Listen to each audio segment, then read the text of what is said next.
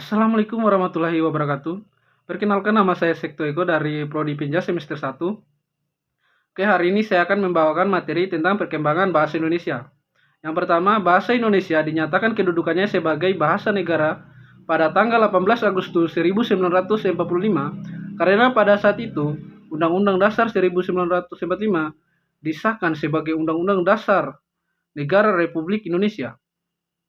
Dalam Undang-Undang Dasar 1945 disebutkan bahwa bahasa negara ialah bahasa Indonesia. Dalam bab 15 pasal 36.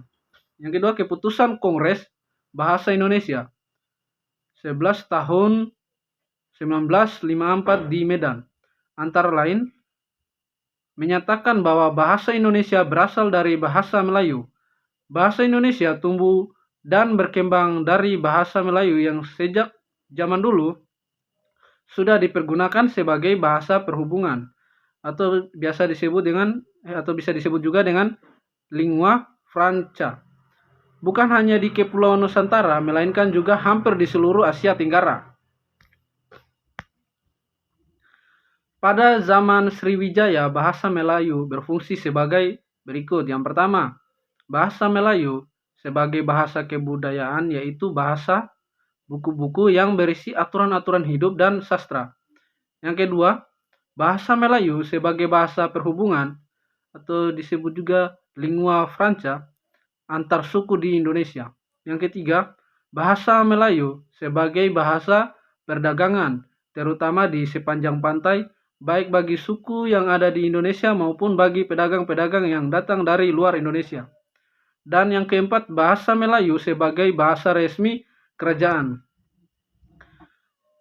Oke, masuk di peresmian nama bahasa Indonesia. Pada tanggal 28 Oktober 1928, para pemuda kita mengikrarkan Sumpah Pemuda. Naskah putusan Kongres Pemuda Indonesia tahun 1928 itu berisi tiga butir kebulatan tekad sebagai berikut. Yang pertama, kami putra dan putri Indonesia mengaku bersumpah darah yang satu tanah Indonesia. Yang kedua, kami putra dan putri Indonesia mengaku berbangsa dan satu bangsa Indonesia.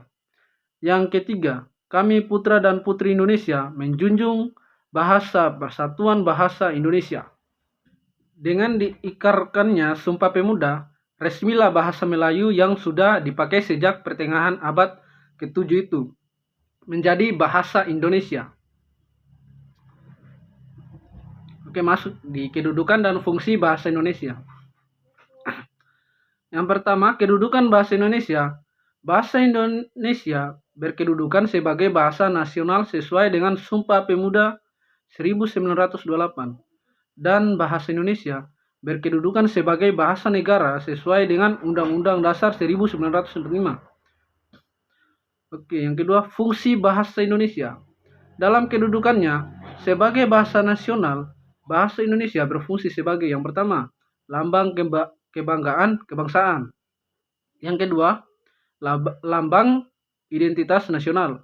Yang ketiga, alat perhubungan antar warga dan antar budaya. Dan yang keempat, alat mempersatukan suku-suku bangsa dengan latar belakang budaya dan bahasa yang berbeda ke dalam kesatuan kebangsaan Indonesia. Oke, kita masuk di pengertian ragam bahasa.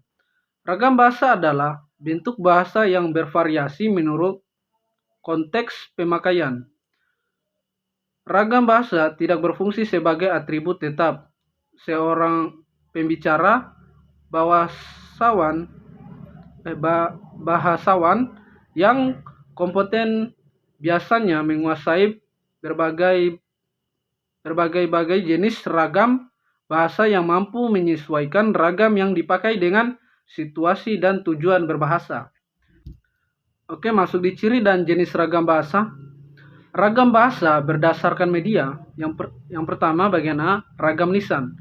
Bahasa lisan merupakan bahasa yang dihasilkan oleh alat ucap dan menjadikan fonem sebagai unsur dasarnya. Yang kedua bagian B, Ragam tulis. Ragam bahasa tulisan adalah bahasa yang dicurahkan pada tulisan atau rangkaian huruf dengan memperhatikan tanda. Oke, masuk di 2, ragam bahasa berdasarkan standar.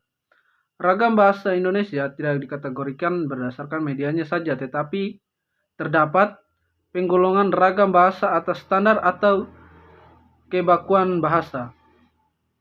Ragam bahasa berdasarkan standar terbagi atas 3, yaitu ragam standar, ragam non-standar, dan ragam semi-standar. Oke, masuk lagi di ragam bahasa Indonesia berdasarkan cara pandang penutur. Bagian A, ragam dialek. Bagian B, ragam terpelajar. Bagian C, ragam resmi. Bagian D, ragam tidak resmi. Bagian E, ragam bahasa.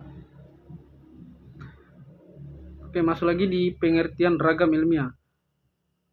Ragam bahasa ilmiah adalah salah satu ragam bahasa Indonesia yang digunakan dalam pertemuan dan penulisan karya ilmiah, di mana ragam bahasa ilmiah ini diperoleh sesuai dengan sifat keilmuannya dan didasari oleh hasil pengamatan, peninjauan, penelitian, dan bidang tertentu, disusun menurut metode pendekatan rasional, pendekatan empiris, dengan sistematika penulisan yang bersantun bahasa dan isinya dapat dipertanggungjawabkan kebenarannya atau keilmiahannya.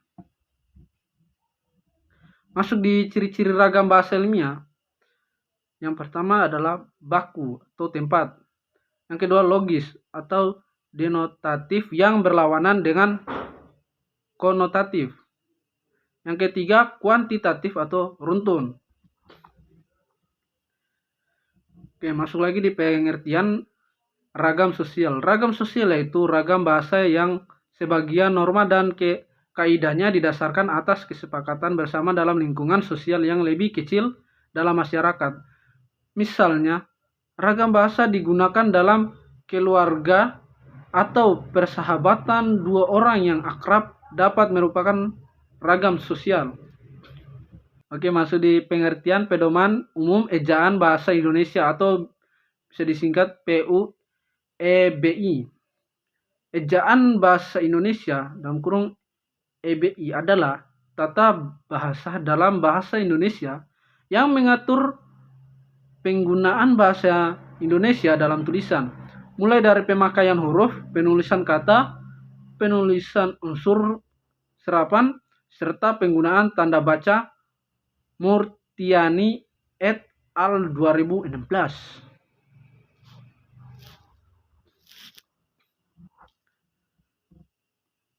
Oke. Pemakaian huruf. Huruf adalah tanda aksara dalam tata tulis yang melambangkan bunyi bahasa, sementara abjad merupakan kumpulan atau sistem aksara itu sendiri berdasarkan urutan yang umum dan baku dalam bahasa tertentu. Oke, sekian dari saya. Wassalamualaikum warahmatullahi wabarakatuh.